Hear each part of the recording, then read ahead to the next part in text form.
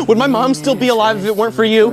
Open your eyes and look at what you've done! You have to take the safety off. My son refused to become a serial killer like me, so he shot me. Afterward, Harrison headed to New York, consumed by guilt. What he didn't know was that I ultimately survived. In New York, Harrison got a job as a bellhop at a hotel, hoping to start fresh. But then he ran into this drunk woman. A man asked Harrison to give him a hand, explaining that his wife had too much to drink. And the wife had a little too many margaritas. Happens every time we're in the city. Hit the elevator for me. Harrison knew the woman's name was Shauna, and she definitely wasn't the man's wife. But as a hotel employee, he knew better than to stick his nose where it didn't belong, especially after the guy slipped him a $100 tip. After escorting them to the room, Harrison turned to leave. But the woman's screams from inside the room made it impossible for him to just look the other way. He burst back in to stop the man, and a fight broke out. In a moment of impulse, my son beat him to death with a toilet tank lid. As the porcelain shattered, Harrison finally snapped back to his senses. He quickly stripped off his blood-soaked uniform, washed the blood off his body, and changed into clean clothes.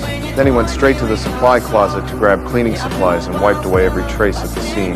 Finally, he moved the body to the hotel kitchen and disposed of everything using the methods I'd taught him. Once it was all done, Harrison changed his clothes.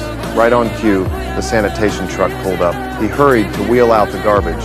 The sanitation workers didn't notice anything unusual and just tossed the bags onto the truck one by one. Watching the truck drive away, Harrison finally let out a sigh of relief. But he hadn't noticed a single drop of blood on the ceiling, a potentially fatal loose end. While I was recovering in the hospital, I happened to catch a news report about a murder case. The methods described matched mine exactly. I suspected my son was behind it. Worried he might have slipped up somewhere, I immediately headed to New York.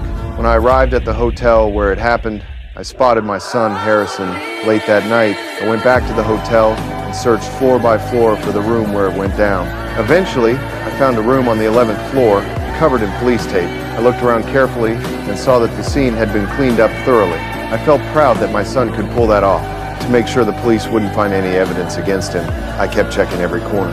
When I got to the hotel kitchen, I spotted that single drop of blood on the ceiling. I grabbed a paper towel, wet it, and used a scraper to remove the stain, clearing away the last trace for my son.